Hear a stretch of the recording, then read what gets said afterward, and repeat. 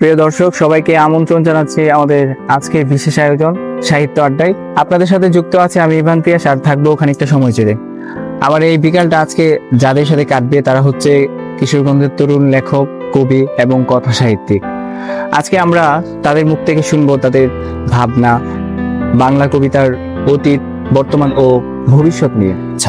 সাহিত্য বলতে আমরা যেটা বুঝি, সাহিত্য হচ্ছে, আমি বিষয়টা যেভাবে দেখি যে সাহিত্য হচ্ছে মানুষের জীবন, সবটা জীবনটাই সাহিত্য।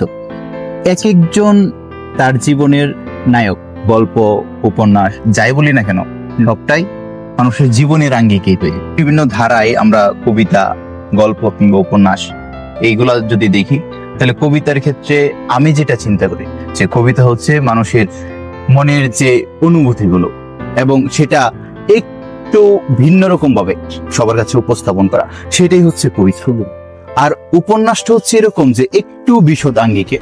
আমার চোখে সাহিত্যটা যেমন কাজী নজরুলের চোখে ঠিক তেমন ছিল না, রবীন্দ্রনাথের চোখে তেমন ছিল না, পিয়াস ভাইয়ের চোখে ঠিক তেমন না। ওনার চোখে সাহিত্য কবিতাটা একটা প্রেমের সাগর হতে পারে, আমার চোখে সাহিত্য কবিতাটা একটা বিষাদের সাগর হতে পারে।